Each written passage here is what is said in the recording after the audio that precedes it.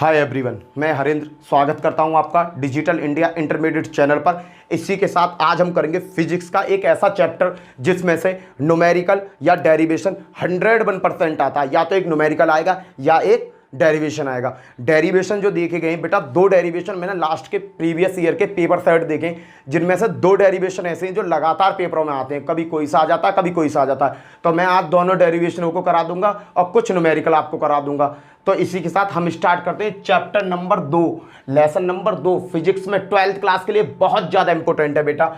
इसमें पहला जो डेरिवेशन है बेटा, वो पहला डेरिवेशन ये है, किसी विद्युत द्विध्रुव के कारण अक्षीय आ जाए या अनुदैर्ध्य आ जाए, स्थिति में विद्युत विभव ज्ञात करना।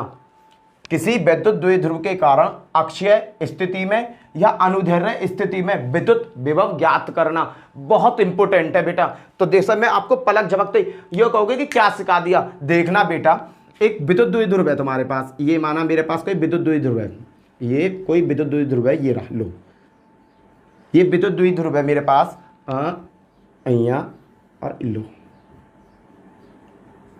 ये एक विद्युत द्विध्रुव है ए और बी। अब बेटा ए और बी मेरे पास विद्युत द्विध्रुव है, जिस पर ए पे प्लस क्यू कूलाम आवेश है और इस पे माइनस क्यू कूलाम आवेश है। दोनों पे आवेश चढ़ा दिया। इनसे अक्षीय स्थिति कह रहा है ना, तो अक्षीय मतलब इसी की डायरेक्शन पे कोई बिंदु आर है, कोई बिंदु आर है, इससे इसी स्थिति पर कोई बिंदु पी है, कोई बिंदु पी है बेटा, कोई बिंदु पी है। अब बेटा जो द्विध्रुव है इसकी टोटल लंबाई जो है ना वो 2l है, 2l है। अब मैं इसे बीच में से काटता हूं बेटा, तो इसकी लंबाई l ये हो जाएगी, l ये हो जाएगी, ठीक है। और जो अक्षय स्थिति पे कोई बिंदु P है, उसकी यहां से दूरी, यहां से दूरी यहां तक की, यहां से यहां तक की दूरी है बेटा r, यहां से यहां तक की दूरी है r। क्लियर है। कोई द्विध्रुव है ए बी, मेरे पास कोई द्विध्रुव है, ए पर जो आवेश है प्लस क्यू आवेश है, बी पर माइनस क्यू आवेश है। इनके बीच की जो लंबाई है, द्विध्रुव की जो लंबाई है 2l है। अब बेटा जब मैं इसे आधा आधा करूंगा 2l को, तो एक l इधर को आ जाएगा, एक l इधर को आ जाएगा। इसके मध्य बिंदु o से o माना बेटा, मध्य बिंदु o से p की दूरी r है, p की दूरी r है। मैं लिख दे रहा हूं, एक द्विध्रुव ए बी है, जिसकी लंबाई 2l है। ए पर जो आवेश है वह प्लस क्यू कूलाम तथा बी पर आवेश माइनस क्यू कूलाम है, ठीक है बेटा। द्विध्रुव की मध्य बिंदु, द्विध्रुव की मध्य बिंदु ओ से अक्षीय स्थिति पर एक बिंदु P है, जिसकी दूरी O से P की दूरी R है। तब अब बेटा अब यहां से देखना है, अब प्लस क्यू से P की दूरी कितनी होगी बेटा, प्लस क्यू से P की दूरी, बाबू देखो प्लस क्यू है, प्लस क्यू से P की दूरी कितनी है, टोटल दूरी कितनी है R, R में से L हटा दो, R में से L हटा दूं बेटा, R में से मैंने L हटा दिया, R माइनस L। अब बाबू दूसरा टॉपिक क्या है, माइनस क्यू से P की दूरी। अब माइनस क्यू से P की दूरी कितनी होगी, माइनस क्यू ये रहा, इससे P की दूरी कितनी होगी R और प्लस L, ये वाली लंबाई और ये वाली लंबाई R प्लस L है, R प्लस L है। क्लियर है। अब बेटा अब मुझे कुछ नहीं करना, अब मुझे ये करना है, अब देखो प्लस क्यू के कारण बिंदु P पर लगने वाला विद्युत विभव, बिंदु प्लस क्यू कूलाम आवेश के कारण बिंदु पी पर लगने वाला विद्युत विभव, प्लस क्यू कूलाम आवेश के कारण लगने वाला पी पर विद्युत विभव। बेटा देखना विद्युत विभव कितना लगेगा, V1 बराबर 1/4 epsilon naught R 1/4 epsilon naught के क्यू अपॉन आर। आर कितना है बेटा यहाँ पर, प्लस क्यू के कारण कितना वो लग रहा है, आर की दूरी कितनी है, आर माइनस एल। बताओ ये समझ में आएगा। प्लस क्यू के कारण बिंदु पी पर लगने वाला विभव कितना है बेटा, बी बराबर 1/4 एप्सिलॉन नॉट के into Q upon are minus L. ये लगा मेरा प्लस क्यू के कारण, ये लगा बेटा बोल्ड। अब बाबू प्लस, अब प्लस का ले लिया, अब माइनस का ले लो। माइनस क्यू कूलाम आवेश के कारण लगने वाला पी पर विद्युत विभव कितना लग रहा है बेटा, B2 बराबर 1/4 एप्सिलॉन नॉट के क्यू अपॉन दूरी, दूरी कितनी है इन दोनों की, माइनस क्यू की, और इसकी दूरी कितनी है बेटा, R plus L, R plus L. Clear है यहां तक। मैंने कुछ नहीं किया बेटा, एक द्विध्रुव है AB मेरे पास, उसकी टोटल लंबाई है 2L। अब उसके एक मध्य बिंदु है O, इसी के अक्षय दूरी पर कोई बिंदु, किसी समान दूरी पर कोई बिंदु P है, जो दूरी है मेरी R। अब बेटा मैंने ये चित्र बना दिया और ये मैंने लिख दिया जो मैंने इसमें लिया है, ठीक है। अब मैंने प्लस Q से P की दूरी, प्लस Q से P की दूरी कितनी है बेटा, जब टोटल R है तो R में से L हटा दूंगा मैं, तुरंत पता पड़ जाएगा प्लस Q से कितनी दूरी है, माइनस Q से कितनी दूरी है, R प्लस L।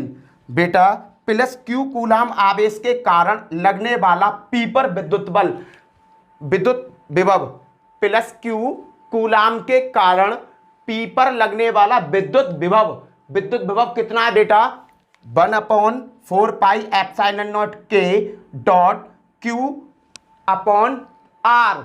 आर बराबर मेरे पास कितना है बेटा, ये रहा आर बराबर R minus L. Minus Q coulomb आवेश के कारण पी पे लगने वाला विद्युत विभव कितना है बेटा, 1/4 एप्सिलॉन नॉट के Q upon are plus L. और बेटा ये किसके कारण लग रहा है, माइनस क्यू के कारण, तो ये आ जाएगा तुम्हारा माइनस। क्लियर है बेटा, दोनों के दोनों मैंने आपको बता दिए, ये लगा है माइनस क्यू के कारण और ये लगा है प्लस क्यू के कारण। कुल विभव बराबर, अब मैं यहां से करते रहूं, कुल विभव बराबर B बराबर B1 प्लस B2। अब बेटा मैं क्या करूंगा, जो टोटल विभव है उसे जोड़ दूंगा, टोटल विभव को जोड़ दूंगा। तो बेटा देखना, ये वाला और ये वाला जोड़ा, B1 कितना है मेरा, 1/4 एप्सिलॉन नॉट के Q upon are minus l plus 1/4 epsilon naught के Q upon are plus L. और भैया ये माइनस में है तो यहां प्लस की जगह मैं क्या लगा दूं, माइनस लगा दिया। अब मैंने ये माइनस लगा दिया। अब मैंने ये देखो यहां प्लस है, यहां माइनस क्यों लगाया, बताता हूं बेटा, क्योंकि B2 पे जो विभव है ना वो माइनस क्यू कूलाम आवेश के कारण है, तो ये वाली वैल्यू माइनस में है, तो मैंने माइनस प्लस माइनस कर दिया डायरेक्ट यहां से। 1/4 एप्सिलॉन नॉट के दोनों में कॉमन है, 1/4 एप्सिलॉन नॉट के दोनों में कॉमन है, और Q कॉमन है दोनों में, मैंने Q निकाल लिया। मैंने देखो क्या क्या निकाला, देखो दोनों में क्या क्या कॉमन है, देखो Q यहाँ में भी है, Q यहाँ में भी है, Q आ गया। 4 एप्सिलॉन नॉट इसमें भी है, 4 एप्सिलॉन नॉट के इसमें भी है, ये भी बाहर निकाल लिया, 4 एप्सिलॉन नॉट के। अब बेटा भीतर बचा क्या, Q निकल गया, ये निकल गया 1/r माइनस एल, माइनस ये निकल गया, ये निकल गया 1/r प्लस एल।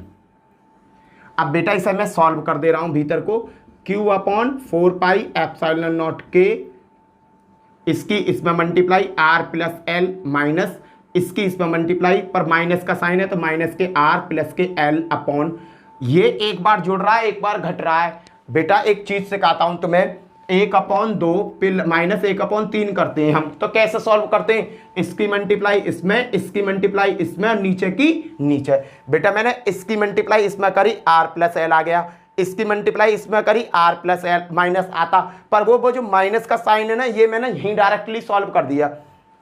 ठीक है, और नीचे क्या हो जाएगा, नीचे के वाले की गुणा हो जाएगी। और बेटा a माइनस बी और a प्लस बी की जब मैं गुणा करता हूं बाबू, एक बार जुड़ जाता है और एक बार घट जाता है। ये फॉर्मूला है मैथमेटिक्स का। ठीक है, अब मैं इसे यहां से रफ करूं इसे, और बेटा यहां मैं कर दूंगा r square minus L square. बाबू इसकी मल्टीप्लाई इसमें आर प्लस एल, इसकी मल्टीप्लाई इसमें आर माइनस एल, पर कोष्टक से बाहर माइनस है तो ये माइनस का हो जाएगा, और जो माइनस का है वो प्लस का हो जाएगा, बट्टे r square minus L square. बाबू ये प्लस के आर है, ये माइनस के आर है, ये दोनों कट जाएंगे। अब क्या बचा, 1/4 पाई एप्सिलॉन नॉट के इंटू एक एल क्या हो गए, 2l हो गए, 2l की क्यू में गुणा करी, 2l Q upon R square minus L square. यहां तक आ गया समझ में। बेटा मैं क्या करूंगा एक बार देख लीजिए, एक बार यहां तक मैं तुम्हें समझा देता हूं। किसी विद्युत द्विध्रुव के कारण अक्षय स्थिति में मुझे वैल्यू ज्ञात करनी थी। मैंने कोई द्विध्रुव माना, ए बी कोई द्विध्रुव है, ए पे प्लस क्यू कूलम आवेश है, बी पे माइनस के क्यू कूलम आवेश है। इस दोनों का जो मध्य बिंदु है वो है ओ मैंने मध्य बिंदु माना। इसकी पूरे द्विध्रुव की जो लंबाई है 2l है बेटा। अब इसी के डायरेक्शन में एक बिंदु P है जहां मुझे विद्युत विभव ज्ञात करना है। अब बाबू क्या करना है मुझे, मैंने क्या किया, यहां से जो मध्य बिंदु O है, यहां से P की दूरी है R, P की दूरी है R, तो प्लस Q पे P की दूरी कितनी होगी, R में से L घटा दिया मैंने, R माइनस L कर दिया, माइनस Q से P की दूरी कितनी होगी, पूरी R जहां तक की दूरी R, फिर ये L, R प्लस L कर दिया, प्लस क्यू कूलाम आवेश के कारण लगने वाला P पर विद्युत विभव, जो प्लस क्यू कूलाम आवेश है इससे P पर विद्युत विभव कितना लग रहा है बेटा, V1 बराबर 1/4 पाई एप्सिलॉन नॉट के Q अपॉन R आता है बेटा। पर यहां R किससे डिनोट करते हैं, दूरी से, पर मेरे पास तो दूरी दे रखी है R minus L, minus Q coulomb आवेश के कारण लगने वाले विद्युत विभव V2 बराबर 1/4 पाई एप्सिलॉन नॉट के dot minus Q upon are plus L. बेटा कुल विभव कैसे निकालेंगे, B बराबर B1 प्लस B2, मैंने B1 और B1 ये लिख दिया, B2 ये लिख दिया। अब तुम सोच रहे हो कि यहाँ प्लस का साइन है, पर मैंने माइनस का क्यों लगा दिया, बेटा जो सेकंड वाला विभव है ये किसमें, माइनस में, तो मैंने ये प्लस माइनस से रिप्लेस कर दिया। अब बाबू देखो Q 4 पाई एप्सिलॉन नॉट के इनमें कॉमन है, मैंने कॉमन निकाल लिया, 1/r माइनस एल बचा, माइनस 1/r प्लस एल बचा। बेटा इसकी गुणा इसमें, इसकी गुणा इसमें, नीचे की नीचे, क्रॉस मल्टीप्लाई वाला फॉर्मूला लगा दिया, लॉजिक लगा दिया। बेटा जब r प्लस एल की 1 में गुणा करी r प्लस एल आ गया, r माइनस एल की करी r माइनस एल आ गया, पर जब चिन्ह की वजह से जो प्लस के वो माइनस में चेंज और जो माइनस के वो प्लस में चेंज हो गए, और नीचे की एक बार जुड़ रहा है एक बार घट रहा है, तो एक बार मैंने R square minus L square कर दिया। बाबू ये माइनस का है, ये प्लस का, आर कैंसिल हो गए, 2l बचे, 2l में जब q की गुणा करी 2l इंटू क्यू हो गया। यहां तक तो समझ में आ गया। अब मैं थोड़ा सा यहां समझा दे रहा हूं इसे, इतने को रफ कर दे रहा हूं। अब बाबू मुझे पता है द्विध्रुव आघूर्ण 2lq बराबर p, p क्या है, द्विध्रुव आघूर्ण, द्विध्रुव गुण आघूर्ण है बेटा। अब मैं क्या करूंगा, 1/4 पाई एप्सिलॉन नॉट के 2lq की जगह क्या रख दूंगा, p upon R square minus L square, R square minus L square. मैं यहां से बेटा, मैं यहां से यहां ले आया इसे, ठीक है। अब मैंने 2lq की जगह p रख दिया, द्विध्रुव आघूर्ण है ये बेटा p। अब बेटा एक चीज बताता हूं, l का मान r से कम है, अतः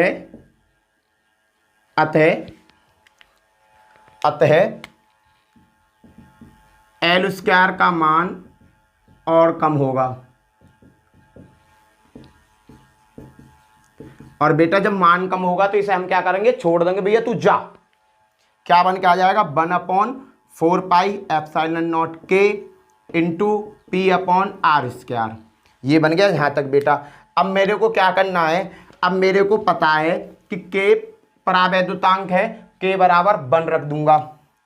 के बराबर 1 रखने पर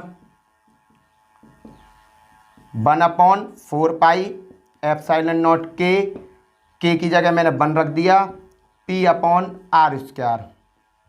P/r²। ये किस में मिल गया बेटा, मुझे वोल्ट में मिल गया।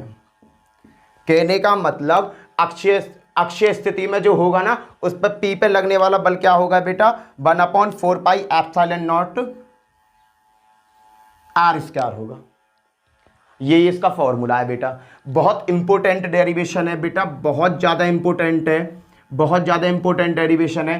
पिछले कई पेपरों में आ चुकी है ये, मैंने तुम्हें बच्चों की तरह एक्सप्लेन किया है इसका।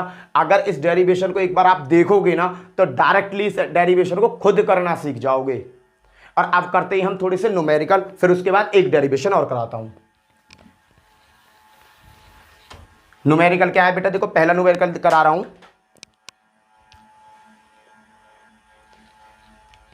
बेटा धारिता का एक न्यूमेरिकल आएगा पेपर में, डायग्राम आ सकता है या नॉन डायग्राम आ सकता है, मैं दोनों आपको सिखा दे रहा हूं। देखना, अगर समांतर क्रम में धारिता है, ये बहुत सारी धारिता दे रखी है ए और बी के बीच में, ये ए बिंदु है, ये बी बिंदु है। अब मुझसे कहता है कि तुल्य धारिता बताओ। तुल्य, ये क्या में C1 है, ये C2 है, ये C3 है। अगर कहता तुल्य धारिता बताओ, तुल्य धारिता, बेटा ये देखो ये समांतर क्रम में है। अगर धारिता समांतर क्रम में है ना मेरी, धारिता समांतर क्रम में है मेरी, तो भैया क्या हो जाएगा, C बराबर C1 plus C2 plus C3। धारिता अगर मेरी समांतर क्रम में है तो क्या हो जाएगा, धारिता C1 plus C2 plus C3। अगर भैया रेल के डिब्बा की तरह होती धारिता, जैसा ए और बी है मेरा, इनके बाद एक धारिता ये रही, एक धारिता ये रही, एक धारिता ये रही, ये जहां तक 3 धारिता हैं, C1 C2 C3। तो अगर कहता तुल्य धारिता बताओ, तो मैं तुल्य धारिता कैसे बताता, तुल्य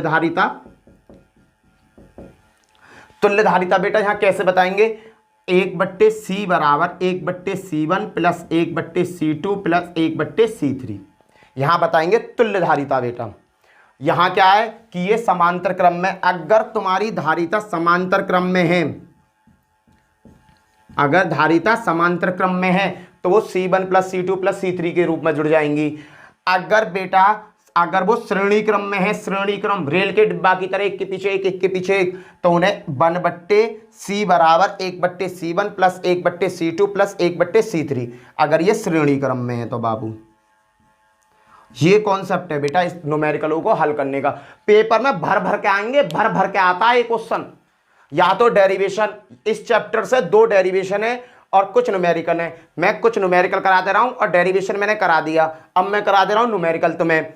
मैं ये कह रहा हूं कि 101% पेपर में देखने को मिलेगा तुम्हें। ये देखो बेटा,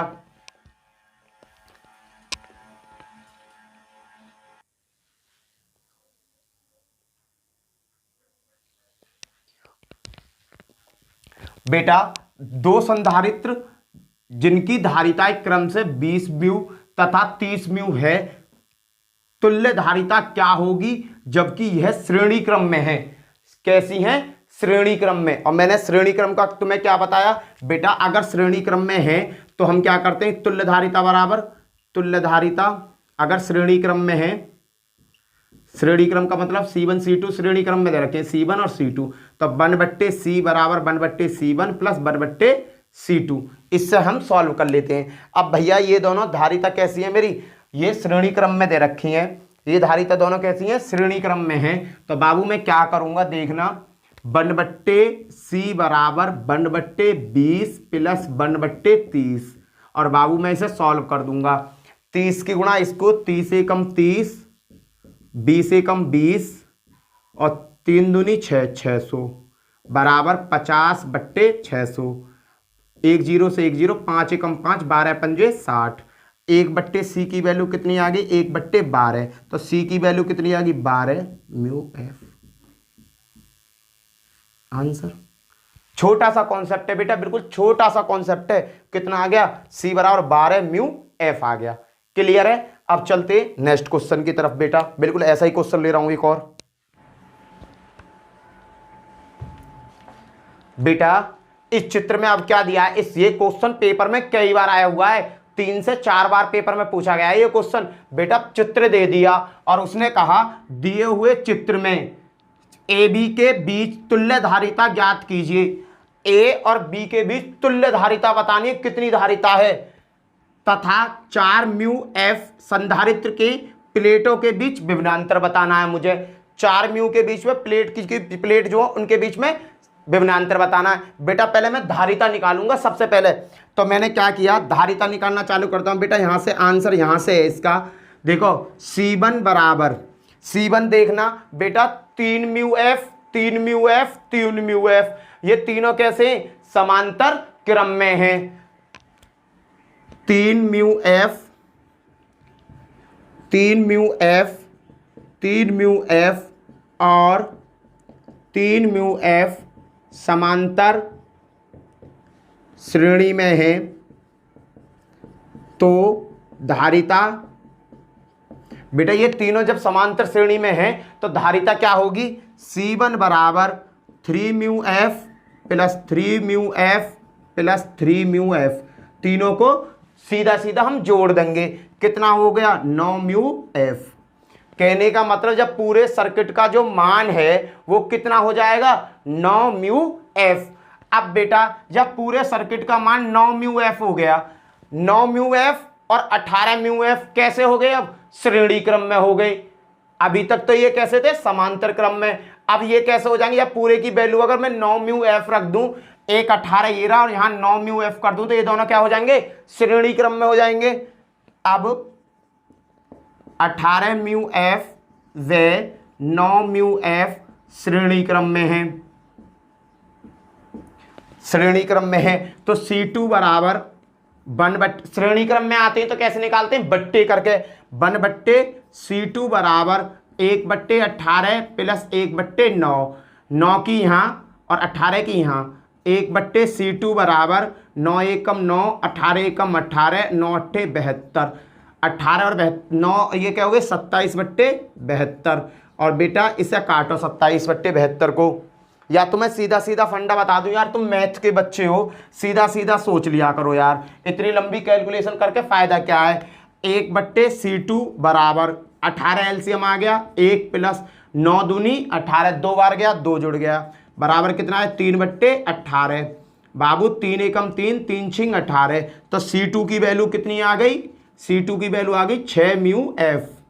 C2 की वैल्यू कितनी आ गई 6 म्यू एफ। कहने का मतलब ये पूरा सर्किट कौन सा, अब ये पूरा सर्किट कौन कौन सा बेटा 18, ये वाला पूरा सर्किट, इसका मान कितना आ गया बेटा, इसका मान आ गया अब 6 म्यू एफ। अब बेटा 6 म्यू एफ ये और 6 म्यू एफ ये दोनों अब कैसे हो गए, समांतर क्रम में हो गए ना। अब 6 म्यू एफ और जो हमने बनाया है 6 म्यू एफ समांतर क्रम में है। अब ये वाला और ये इसका पूरे का मान 6 म्यू और 6 म्यू कैसे हो गए, समांतर क्रम में हो गए। और समांतर क्रम में होंगे तो क्या करेंगे, सीधा सीधा जोड़ देंगे। तो C3 बराबर 6 प्लस 6 बराबर 12 म्यू।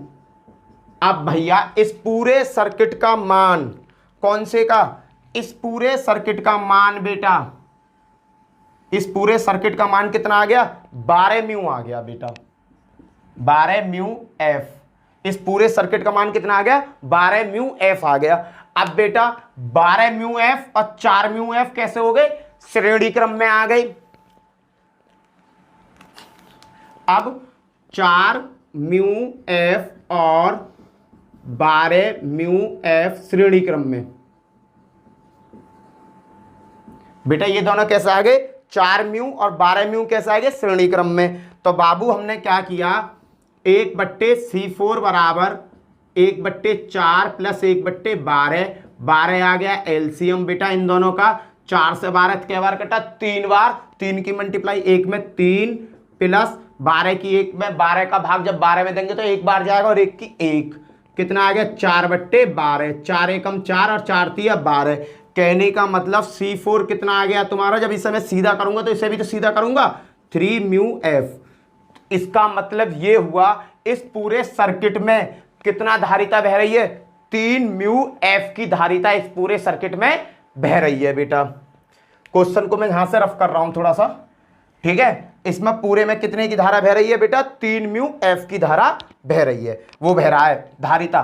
धारिता कितनी लेकर आई, धारिता बराबर 3 म्यू एफ। टोटल में धारिता कितनी है बेटा, 3 म्यू एफ धारिता पूरे में बह रही है बाबू। अब मुझे क्या करना है, अब मुझे एक चीज और पूछी है क्वेश्चन में। क्वेश्चन में उसने क्या चीज पूछी है बेटा, क्वेश्चन में उसने कहा है 4 म्यू एफ, हीरा 4 म्यू एफ संधारित्र की प्लेटों के बीच विभवांतर क्या होगा, 4 म्यू एफ प्लेटों के बीच क्या होगा बेटा। इसे मैं यहां हल कर दे रहा हूं, क्या होगा ये बता रहा हूं। देखो 4 म्यू की बात करी है, अब ये बताओ कि 4 म्यू और ये वाला 4 म्यू और 12 म्यू, भैया प्लेट ये है, बिजली यहां से जा रही है, यहाँ का पूरे का मान कितना है 12 म्यू, इसका मान कितना है 4 म्यू। तो भैया 2 वोल्ट का विभवांतर है, इनमें 2 वोल्ट की धारा है। तो बाबू एक बात है, 4 और 12 के बीच में कुल आवेश कितना होगा, कुल आवेश, आवेश बराबर आवेश Q बराबर बेटा CB। C कितना आया है बेटा तुम्हारा सॉल्व करके 3।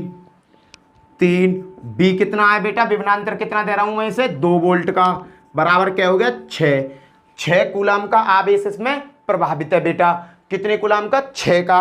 अब कह रहा है 4 म्यू एफ पर, 4 म्यू एफ संधारित्र की प्लेट के बीच विभवांतर, विभवांतर पूछ रहा 4 म्यू पे, तो विभवांतर कैसे निकाल दूंगा बेटा, विभवांतर बराबर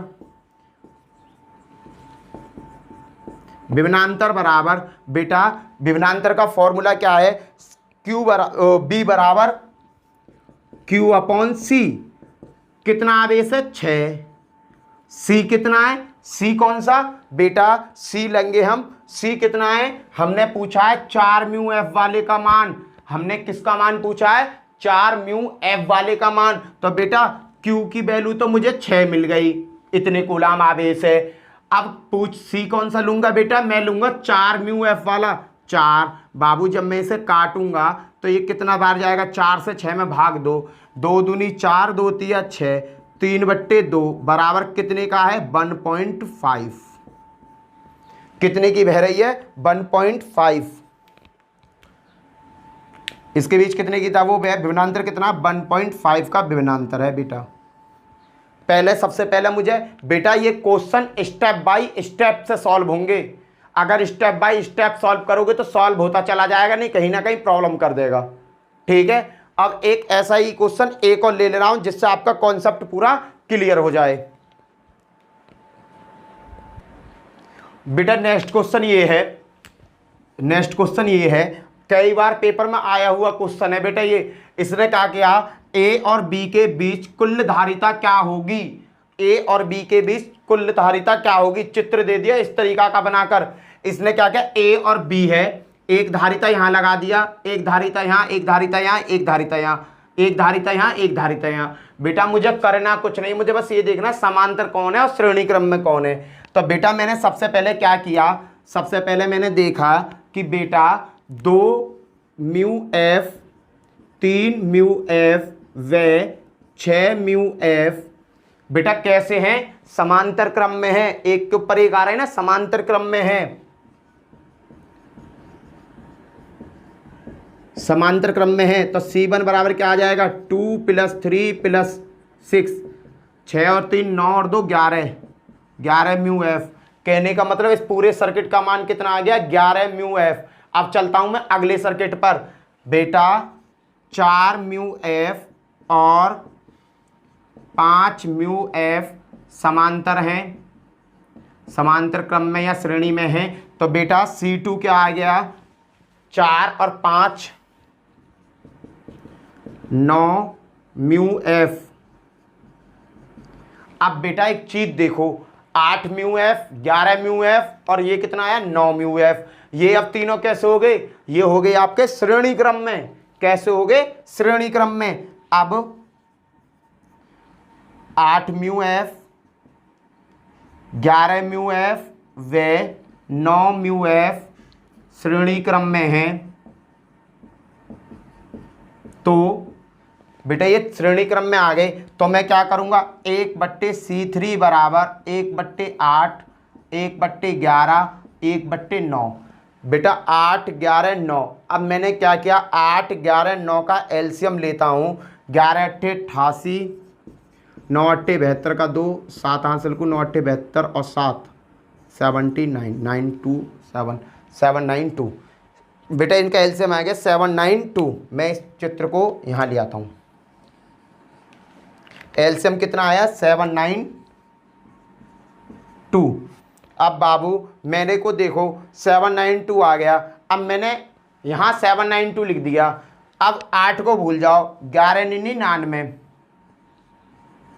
प्लस, अब बेटा दूसरे का मान लिख रहा हूं तो 11 को भूल जाओ, 9 × 8 = 72 प्लस, अब इसका ले रहा हूं तो इसे भूल जाओ, 11 × 8 = 88।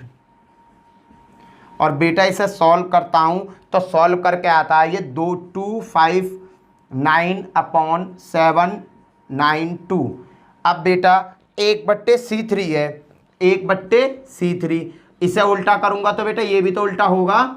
C3 बराबर 792/259। और बेटा जब मैं 259 से 792 को काटूंगा तो 3.05 माइक्रो एफ आ जाएगा। कहने का मतलब ये कितना मान आएगा, ये मान आ जाएगा 3.05। और भैया ये सब किस में दे रखे, माइक्रो एफ में दे रखे हैं, तो ये हो जाएगा माइक्रो एफ। ये हो गया आपका आंसर।